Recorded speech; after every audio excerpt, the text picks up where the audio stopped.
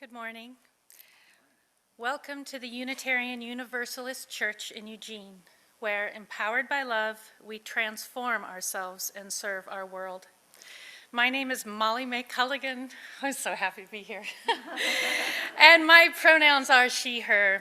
With me today are our minister, the Rev. Jen Youngsun, our director of music, Joe Rondow, interim director of faith formation, Sarah Sauter, collaborative keyboardist Suzanne Giordano, vocalist Bob Cerins,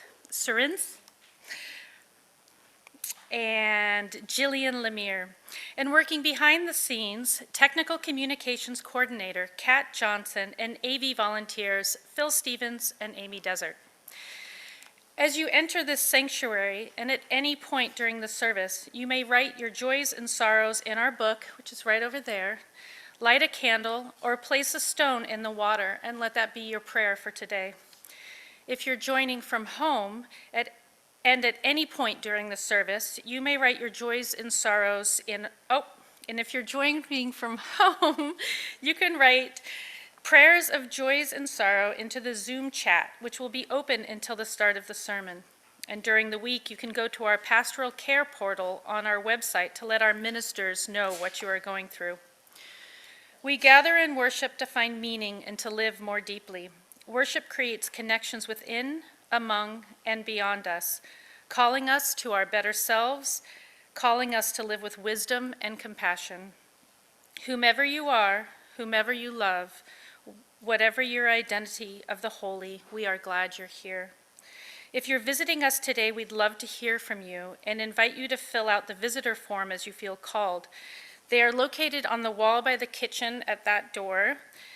And Christina Wagner is here and always up for helping you fill them out. And if you're online, the link will be dropped into the chat now. Hawkeye was going to light the chalice today, and he's missing, so Rev. Jen will. This is my first time doing this, forgive me. All right. So we light the chalice, the symbol of our Unitarian Universalist faith, with words from the Muslim poet Rumi in these opening days of Ramadan. On a day when the wind is perfect, the sail just needs to open, and the love starts. Today is such a day. For the last several weeks, we have been lighting this blue candle as a response to the war in Ukraine. Let us also use this moment to reflect on our own nation's history of similar acts of aggression and militarism. The Unitarian Universalist Service Committee reminds us that their partners in Central America and Haiti, among many others, have suffered directly and for decades from the U.S. government's interference and violation of the sovereignty of our neighbors. So we remember peoples and beings around the world who are suffering needlessly.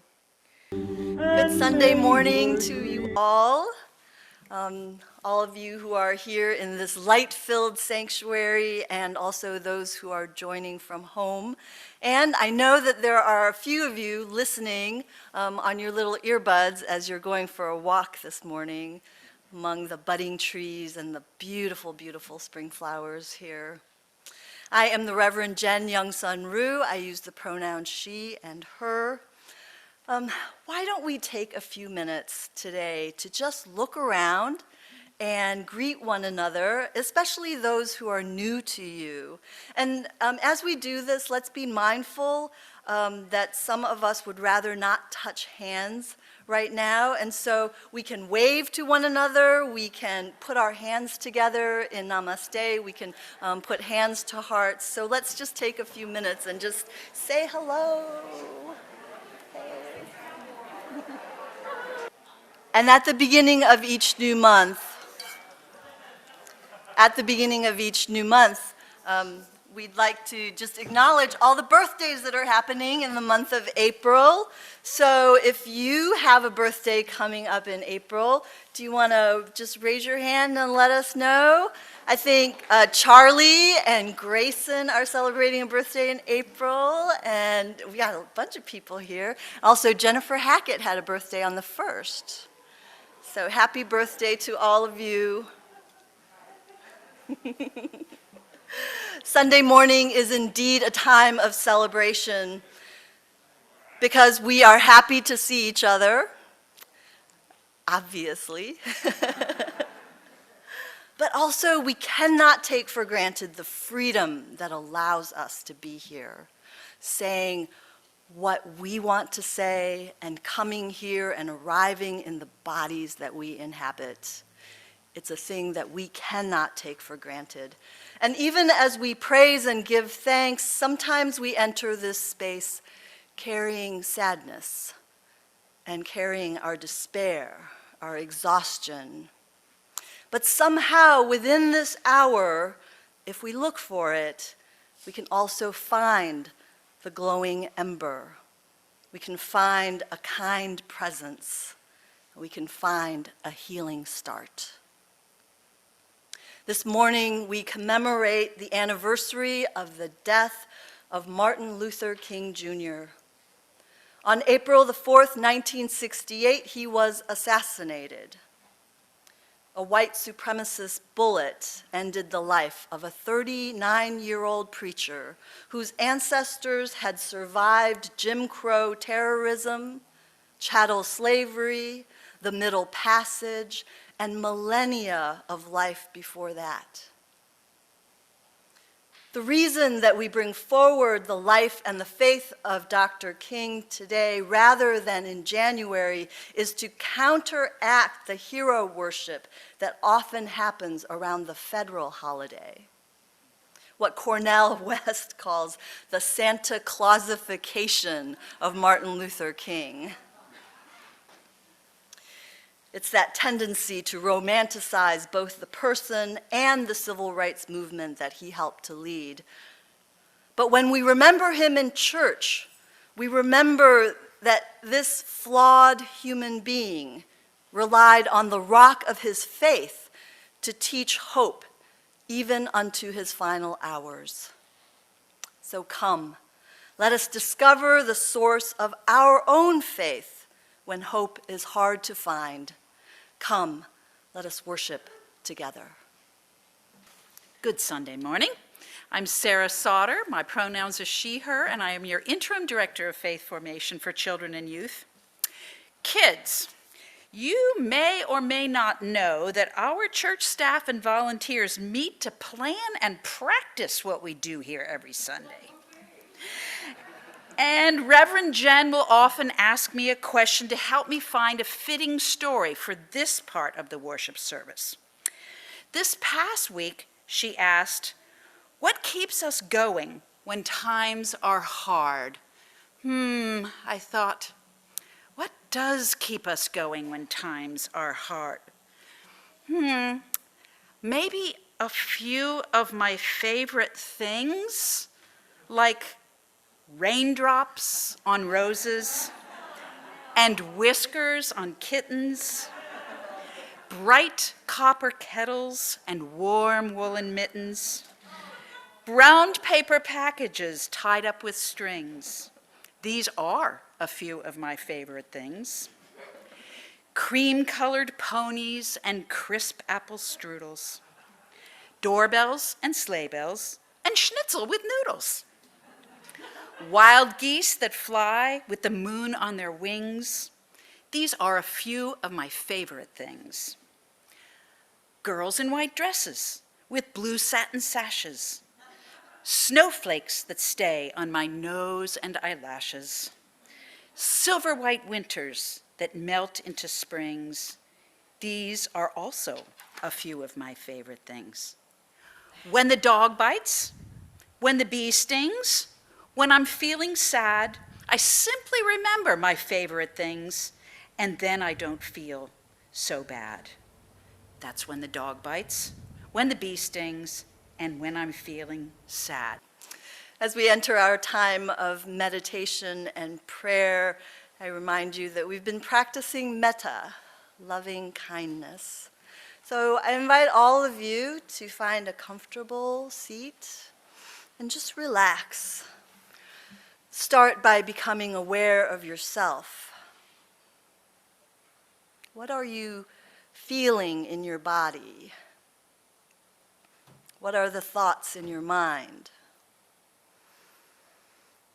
What are the emotions that you're aware of?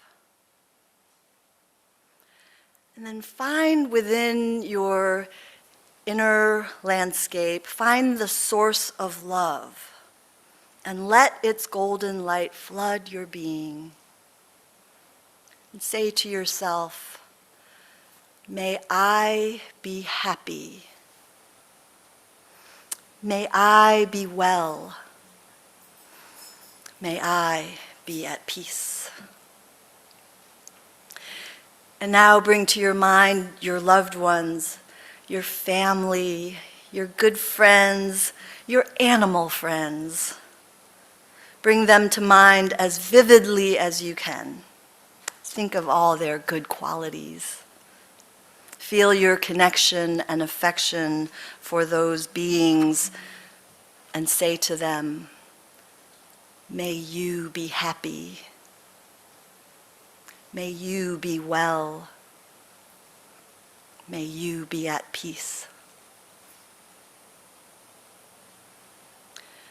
And now think of someone that you feel neutral about. You don't particularly like or dislike them. And this may be someone that you just don't know very well, but you see around. Reflect on their humanity.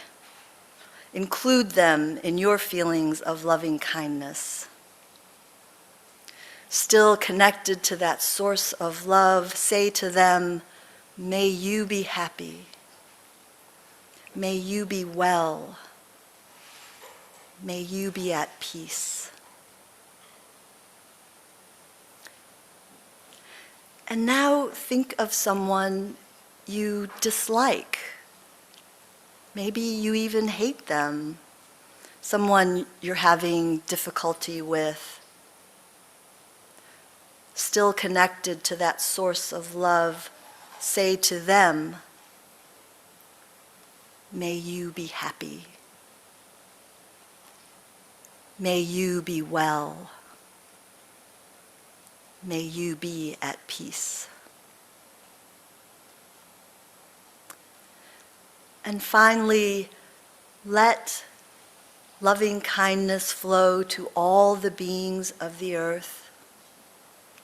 Extend your care into the whole of the cosmos and into the limitless universe. May there be peace everywhere. Amen. Marian Wright Edelman has been an advocate for disadvantaged Americans her entire professional life. Founder of the Children's Defense Fund, Ms. Edelman was a graduate of Spelman College and Yale Law School and was the first Black woman admitted to the Mississippi Bar. In 1968, she moved to Washington, D.C. as counsel for the Poor People's Campaign that Dr. Martin Luther King Jr. began organizing before his death. Many years later, she gave the commencement address at Tulane University, where she spoke these words: Lord, I can't preach like Dr. Martin Luther King, or turn a poetic phrase like Pablo Neruda or Maya Angelou, but I care and I am willing to serve. I don't have Fred Shuttleworth's courage or Harriet Tubman's spirit or Andy Young's political skills, but I care and I am willing to serve. I cannot sing like Fannie Lou Hamer as much as I wish, or organize like Ella Baker or Bayard Rustin, but I care and I'm willing to serve. I am not holy like Archbishop Tutu, or forgiving like Nelson Mandela, or disciplined like Gandhi, but I care and I'm willing to serve. I'm not brilliant like W.E.B. Du Bois or Elizabeth Cady Stanton, or eloquent like Sojourner Truth or Booker T. Washington, but I care and I'm willing to serve. I have not Mother Teresa's saintliness or Dorothy Day's love or Cesar Chavez's gentle, tough spirit, but I care and I'm willing to serve. God, it's not as easy as it used to be to frame an issue and forge a solution, but I care and I'm willing to serve. My mind and body are not so swift as in youth, and my energy comes in spurts, but I care and I'm willing to serve. I'm so young, nobody will listen. I'm not sure what to say or do, but I care and I'm willing to serve. I can't see or hear well, speak good English, stutter sometimes, am afraid of criticism, and get real scared if I have to stand up before others. But I care and I'm willing to serve. As Joe mentioned, this was one of Martin Luther King Jr.'s favorite songs and was played at his funeral in 1968. The phrase, "Precious Lord," may not be one that resonates with you, but I bet you can feel the very human impulse to reach out in times of despair. And I bet you know what it's like to desire, to want someone to take your hand, to help lead you to safety, to help lead you home. Some of you are so tired these days. You're feeling burned out in your jobs, and your family responsibility sometimes feels like too much to handle. You're grieving, and some of you can't even name what you're grieving. It's reasonable that it may feel really hard to stay connected with the justice issues of our day. Maybe you're feeling so overwhelmed by your own life that there's very little to give to the needs of the world. And so this morning, I want to offer you some insights into Reverend King's faith that helped him to persevere when he was tired and worn down by humanity's inhumanity. And so I'll offer 3 parts of that faith: struggle, love, and trust. So one way to look at Dr. King's life is through his ever-evolving, ever-expanding vision. In the areas of both theology and social change, he kept widening his view. Unlike the Baptist preacher grandfather or the Baptist preacher father, Martin Luther King Jr. really wasn't that interested in church. That's why he left the South to attend Boston University School of Theology. And there he found the same progressive thinkers who were also shaping Unitarian and Universalists of that time. They included Paul Tillich, Gandhi, Howard Thurman, the Transcendentalists, and the German philosopher Hegel. Now already King was expanding beyond the Baptist faith of his ancestors, writing that the Bible contains ideas that were unscientific, impossible, and even bizarre if taken literally. He and Coretta Scott King attended some Unitarian churches while they were living in Boston, but ultimately decided that they didn't think they could ever grow a mass movement of Black people if they were Unitarians. It was the mid-1950s, and racial tensions were building and growing, moving from the back page of the newspaper to the front. And so the Kings felt a moral obligation to leave academia and return to the South. Hopefully you know the rest of the story. Montgomery, Albany, Selma, Washington, D.C., and then finally Memphis. You've seen the black and white photos. You've watched the movies. You visited the museums. Maybe some of you were there. Yes, yes. Throughout those terrifying, enraging, deadly encounters with white supremacists, King understood that justice would emerge from struggle. What he learned and incorporated into his faith helped him and others to find a different way to think about trouble, about strife, about difficulty. Speaking to a crowd one night that was really close to giving up, and a crowd that was struggling to find meaning in the work that they were doing, he said to them, "Long, long ago, the Greek philosopher Heraclitus argued that justice emerges from the strife of opposites. And Hegel, in modern philosophy, preached a doctrine of growth through struggle. Whenever there is the emergence of the new, we confront the recalcitrance of the old. And so the tensions which we witness in the world today are indicative of the fact that a new world order is being born and an old order is passing away.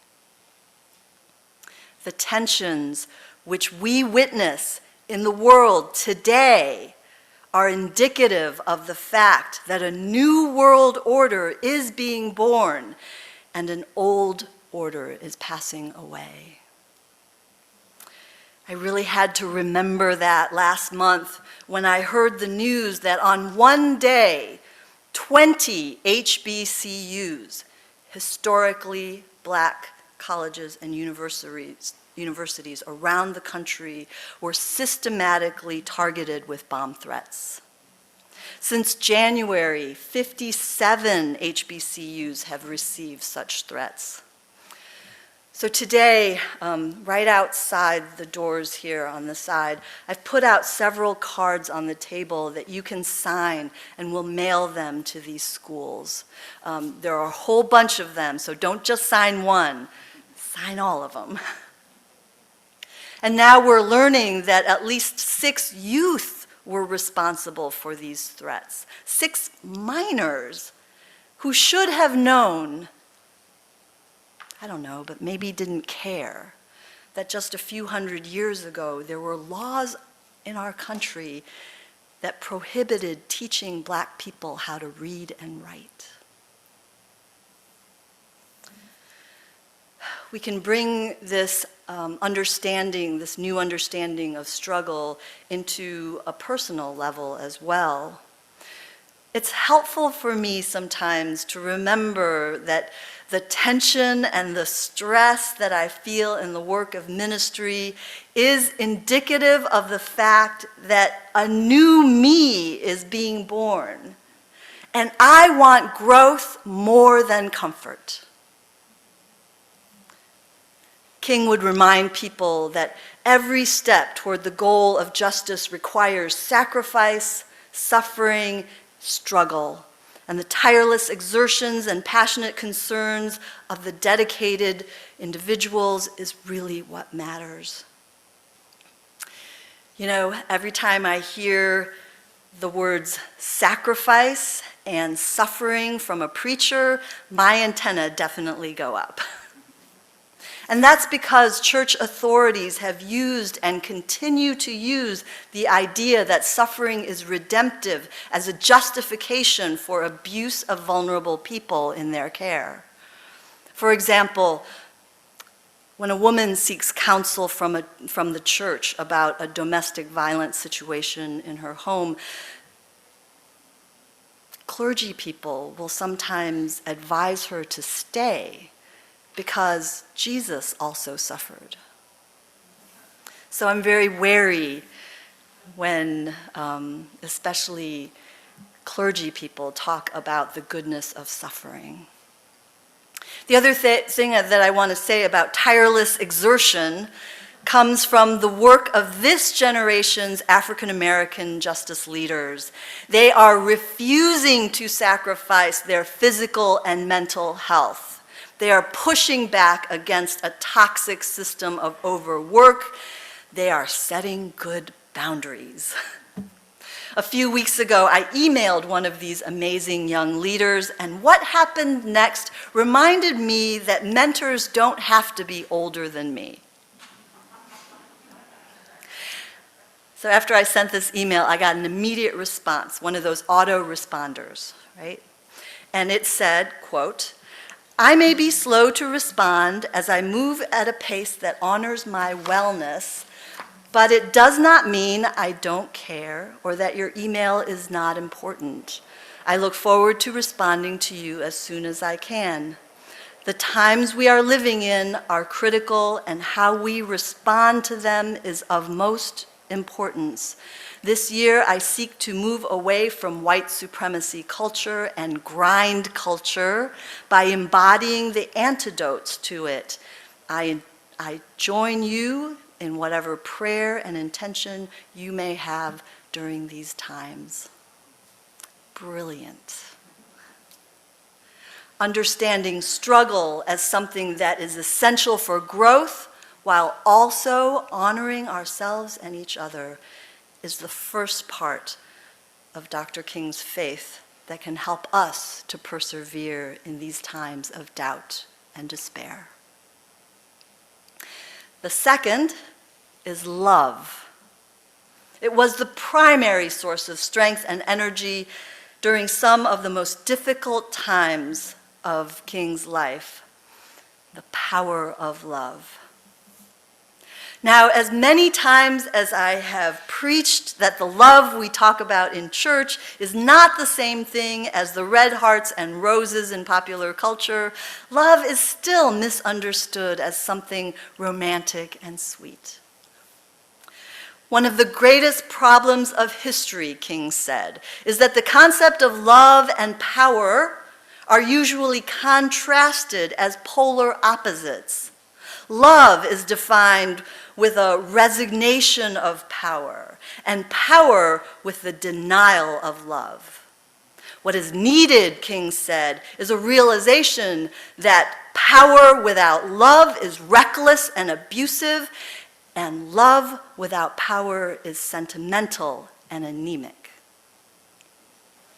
Love, as we understand it in the church, and the way that King used the word, is what enables us to have goodwill toward everyone, not because we like them, not because we have some affinity or something, they have something that appeals to us in some way, but we love our neighbor because God loves them. Or in UU language, we love our neighbors because they are inherently worthy and inherently imbued with dignity. And this is why Jesus taught us to love our enemies, because he knew it would be impossible to like them. And that's why we practice metta, loving kindness toward people we don't like, so that we can practice loving them. King's deep commitment to love flowed into his equally potent dedication to nonviolence. Love was the foundation, and nonviolence was the technique. He often said, "We will meet your physical force with soul force." He continues, "Do to us what you will, and we will still love you. Bomb our homes and threaten our children, and as difficult as it is, we will still love you.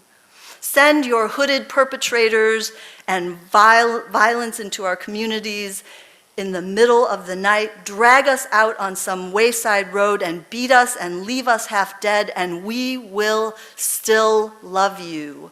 And one day we will win our freedom, but we will not only win freedom for ourselves, we will also appeal to your heart and to your conscience, that we will win you in the process."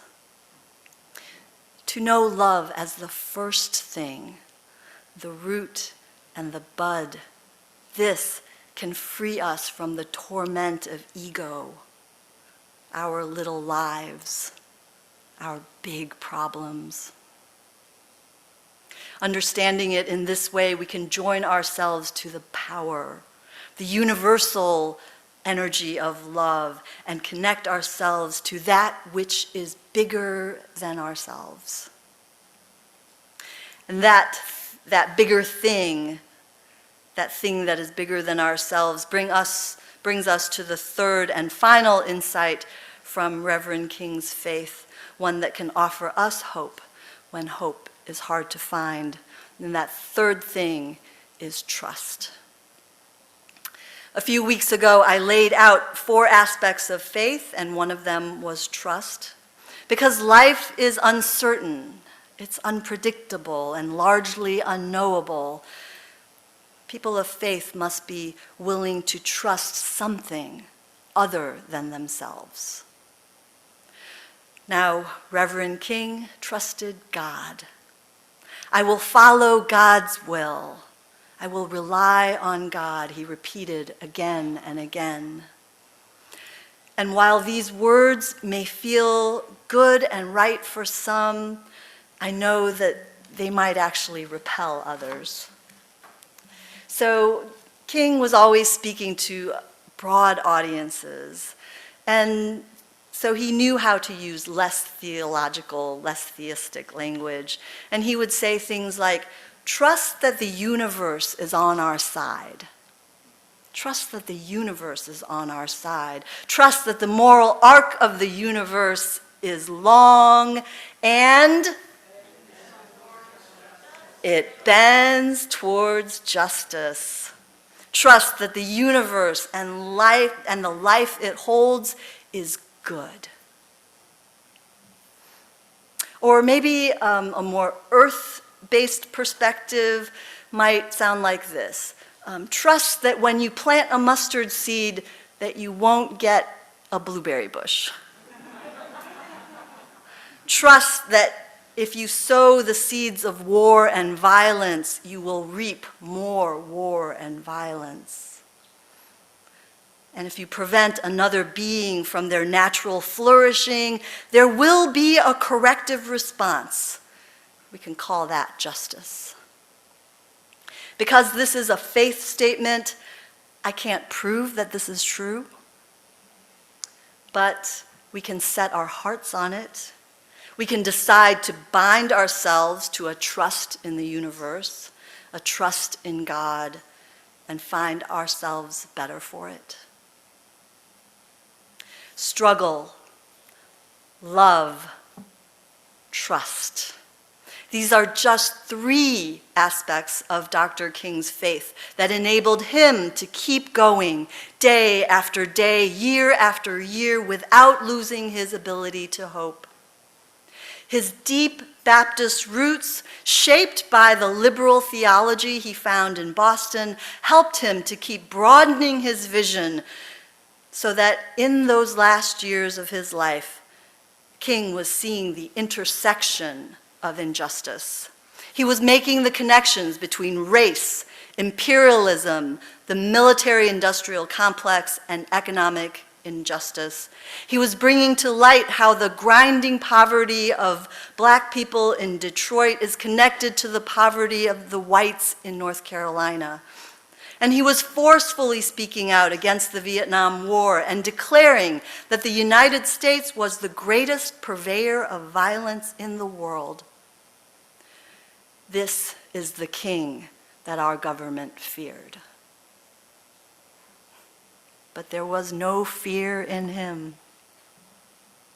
On this very night, 54 years ago, on this night that would be his last, he spoke at the Mason Temple in Memphis, Tennessee.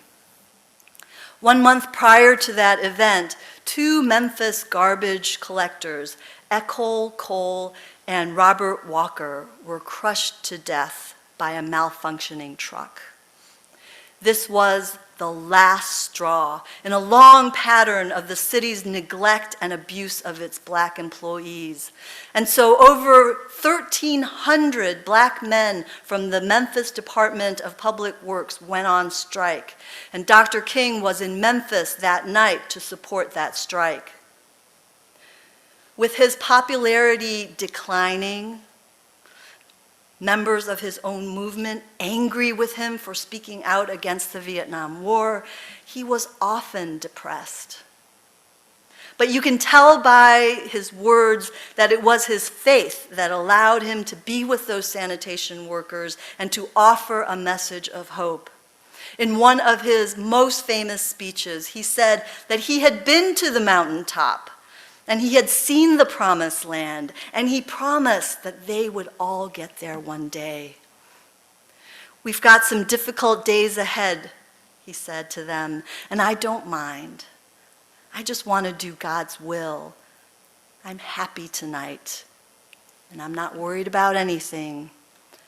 I am fearing no man. May each one of us find this kind of faith, understanding struggle as a way toward growth and transformation, committing to the practice of love, and trusting that the universe is on our side. May it be so. Amen. And please remain standing as we say together the words of our chalice extinguishing. Molly May, will you extinguish the flame, and we'll say together these words. We extinguish this flame, but not the light of truth, the warmth of community, or the fire of commitment. These we carry in our hearts until we are together again. And as you leave this place, may you trust that love eternal holds your hand now and forevermore. Go in peace, everyone. Blessed be.